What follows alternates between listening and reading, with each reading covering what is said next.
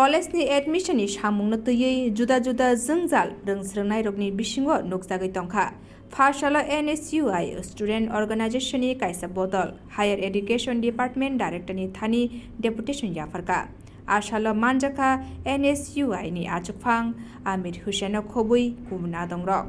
आशाल NSUI नि आचुकफां deputation याफारमानि यागुल कक्तमा थुमनारंनि बिस्कांगो साका हास्तिनि जत degree college रको आगिओ बिसिथाम जरा तंमानि फियाबा ताबुकनि सिमि बिसिबुरे जरा फलगै रिखा जे अनार्स नाहारै रोंस्रोंनाय रक ताबुक 8 सेमिस्टार जरा खलाय रिजाखा तै आबोबाय बाक्सा एडमिशन बाय गोरोङै तंनाय गोबांमा रोंस्रोंनाय रकनि जोंजाल रकनो दाक्ति दाक्तिके सुपुंगरिना बागै सानलायखा আজকে আমরা ত্রিপুরা প্রদেশ NSUI এর একটা 10 জনের প্রতিনিধি দল আমরা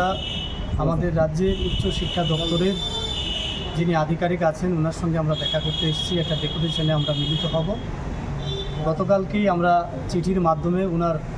অনুমতি নিয়েছি যে আজকে আমরা দুপুর 1টায় এখানে আসছি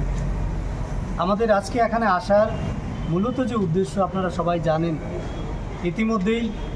2026-27 সালের যে ভর্তি প্রক্রিয়া আমাদের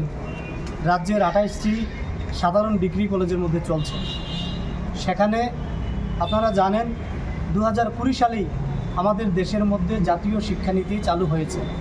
যেখানে বলা হয়েছে এখন থেকে সমস্ত ডিগ্রি কলেজগুলোর মধ্যে 3 বছরকে বাড়িয়ে সেখানে 4 বছরের কোর্স করা হবে অর্থাৎ 8 সেমিস্টার 8ম সেমিস্টার পর্যন্ত সেখানে পড়াশোনা করার সুযোগ করে দিয়েছে ছাত্রছাত্রীদেরকে যারা অনার্স নিয়ে পড়বে সেখানে কিন্তু আমরা লক্ষ্য করেছি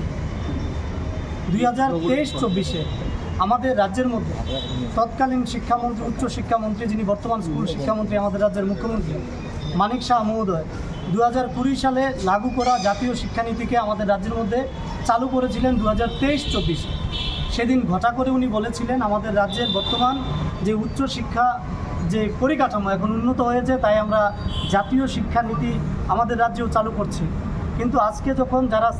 6ষ্ঠ সেমিস্টার পাস করে 7ম সেমিস্টারে ভর্তি হওয়ার কথা তারা আজকে হন্য হয়ে ঘুরছে প্রায় 28টি কলেজের মধ্যে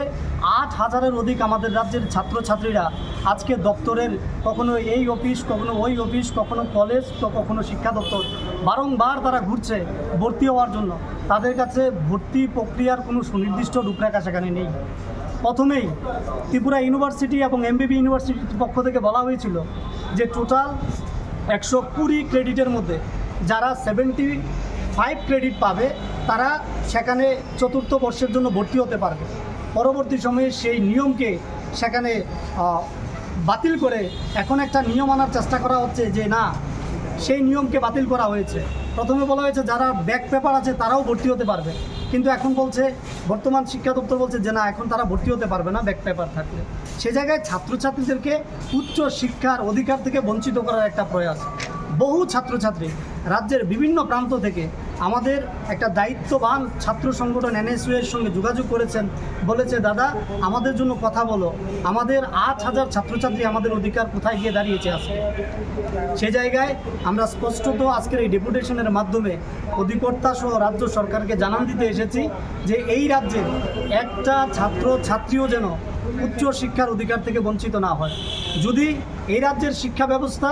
উচ্চ শিক্ষা ব্যবস্থার পরিকাঠামো উন্নত না হয় তার জন্য দায়ী আমাদের রাজ্যের ছাত্রছাত্রীরা নয় তার জন্য দায়ী হচ্ছে এই রাজ্যের সরকার শিক্ষা দপ্তর তাই শিক্ষা দপ্তর এবং রাজ্য সরকারের দুর্বলতাকে লুকাতে গিয়ে তারা তাদের দায় এড়াতে গিয়ে যদি ছাত্রছাত্রীর ভবিষ্যৎকে সেখানে জলাঞ্জলি দেয় তাহলে আমরা ত্রিপুরা প্রদেশ NSUI এর পক্ষ থেকে বৃহত্তর আন্দোলন গড়ে তুলব আপনারা সবাই জানেন আজকে যখন 3 বছর অতিক্রম করলো দেখা গেল কলেজগুলোর মধ্যে পর্যাপ্ত পরিমাণ শ্রেণীকক্ষ নেই প্রফেসর নেই তাদের কোন বিষয়ে পড়ানো হবে কোথায় কী পড়ানো হবে কবে তাদের ভর্তি প্রক্রিয়া চালু হবে কোনো কিছু এখনও উল্লেখ করা হয়নি যার ফলে ছাত্রছাত্রীরা আজকে হতাশ তারই একটা সুষ্ঠু সমাধানের জন্য আমরা আজকে অধিকর্তার সঙ্গে দেখা করতে এসেছি শুধু উচ্চ শিক্ষা নয় আপনারা সবাই জানেন বর্তমানে আমাদের রাজ্যের প্রায় 4 শতাধিক স্কুল একটা মাত্র শিক্ষক দিয়ে চলছে তাছাড়াও এই রাজ্যের মধ্যে SIR এর নাম করে রাজ্যের স্কুলগুলোর প্রায় 80% শিক্ষক সার্ভের কাজে লাগিয়ে দিয়েছে আপনারা এই রাজ্যের উদীয়মান সংবাদ জগৎ আমরা আপনাদের কাছেও প্রশ্ন রাখতে চাই আপনারাই বলুন না যদি এইভাবেই চলতে থাকে, আমাদের ট্যাক্সের মাধ্যমে যে শিক্ষা ব্যবস্থা চলছে, আমাদের রাজ্যের ছাত্রছাত্রীদের অবস্থা কী হবে, স্কুলে ছাত্রছাত্রীদের অবস্থা কী হবে, পড়াশোনার অবস্থা কী হবে, হায়ার এডুকেশনের শিক্ষার্থীদের অবস্থা কী হবে, তারই একটা সুষ্ঠু সমাধানের জন্য আজকে আমরা আমাদের